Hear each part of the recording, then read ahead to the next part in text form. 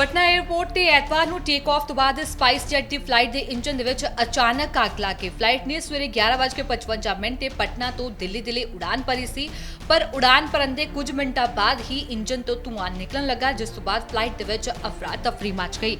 ਦੱਸਦੇ ਕਿ ਇਸ ਫਲਾਈਟ ਦੇ ਵਿੱਚ ਕੁੱਲ 185 ਯਾਤਰੀ ਸਵਾਰ ਸਨ ਤੇ ਇਸ ਫਲਾਈਟ ਦੇ ਵੱਲੋਂ ਪਟਨਾ 에ਅਰਪੋਰਟ ਤੋਂ ਦਿੱਲੀ ਦੇ ਲਈ ਉਡਾਨ ਭਰੀ ਗਈ ਸੀ। ਇਸ ਹਾਦਸੇ ਦੀਆਂ ਤਸਵੀਰਾਂ ਵੀ ਸਾਹਮਣੇ ਆਈਆਂ ਨੇ।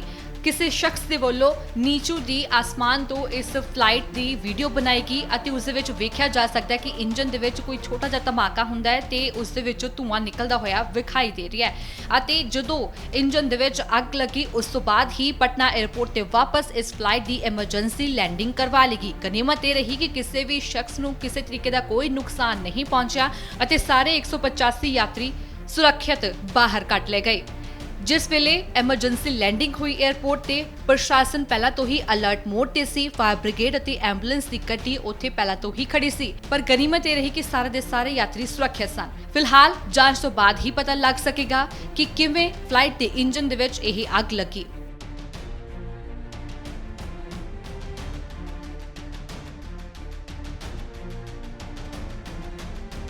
ਪਟਨਾ 에ਅਰਪੋਰਟ ਤੇ ਐਤਵਾਰ ਨੂੰ ਟੇਕ ਆਫ ਤੋਂ ਬਾਅਦ ਸਪਾਈਸ ਜੈਟ ਦੀ ਫਲਾਈਟ ਦੇ ਇੰਜਨ ਦੇ ਵਿੱਚ ਅਚਾਨਕ ਅੱਗ ਲੱਗ ਗਈ। ਫਲਾਈਟ ਨੇ ਸਵੇਰੇ 11:55 ਤੇ ਪਟਨਾ ਤੋਂ ਦਿੱਲੀ ਦੇ ਲਈ ਉਡਾਨ ਭਰੀ ਸੀ, ਪਰ ਉਡਾਨ ਭਰਨ ਦੇ ਕੁਝ ਮਿੰਟਾਂ ਬਾਅਦ ਹੀ ਇੰਜਨ ਤੋਂ ਧੂਆਂ ਨਿਕਲਣ ਲੱਗਾ, ਜਿਸ ਤੋਂ ਬਾਅਦ ਫਲਾਈਟ ਦੇ ਵਿੱਚ ਅਫਰਾ ਤਫਰੀ ਮਚ ਗਈ। ਦੱਸਦੇ ਕਿ ਇਸ ਫਲਾਈਟ ਦੇ ਵਿੱਚ ਕੁੱਲ 185 ਯਾਤਰੀ ਸਵਾਰ ਸਨ ਤੇ ਇਸ ਫਲਾਈਟ ਦੇ ਵੱਲੋਂ ਪਟਨਾ 에ਅਰਪੋਰਟ ਤੋਂ ਦਿੱਲੀ ਦੇ ਲਈ ਉਡਾਨ ਭਰੀ ਗਈ ਸੀ। ਇਸ ਹਾਦਸੇ ਦੀਆਂ ਤਸਵੀਰਾਂ ਵੀ ਸਾਹਮਣੇ ਆਈਆਂ ਨੇ।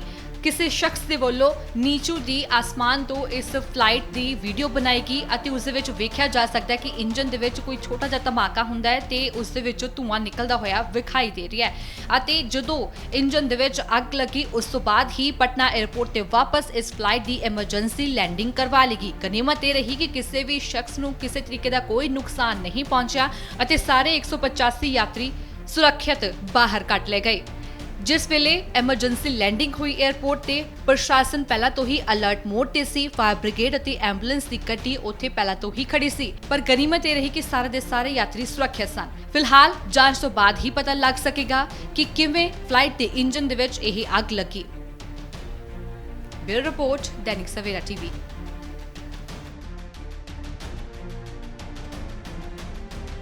ਬਾਬਾ ਯਾਮੀਨ ਬੰਗਾਲੀ 골ਡ ਮੈਡਲਿਸਟ ਤੁਹਾਡੇ ਸ਼ਹਿਰ 'ਚ ਪਹਿਲੀ ਵਾਰ ਅਦਭੁਤ ਸ਼ਕਤੀ ਚਮਤਕਾਰ ਵੇਖੋ। ਦੇਸ਼ ਵਿਦੇਸ਼ 'ਚ ਬੈਠੇ ਸਾਨੂੰ WhatsApp ਤੇ ਵੀ ਕਾਲ ਕਰ ਸਕਦੇ ਨੇ। ਘਰ ਬੈਠੇ 11 ਮਿੰਟਾਂ 'ਚ 101% ਦੀ ਗਾਰੰਟੀ ਨਾਲ ਸਮਾਧਾਨ। ਵਸ਼ੀਕਰਨ ਅਤੇ ਮੁਠਕਰਨੀ ਦੇ ਮਾਹਿਰ ਸਭ ਤੋਂ ਪਹਿਲਾਂ ਕੰਮ ਕਰਨ ਦਾ ਵਾਅਦਾ।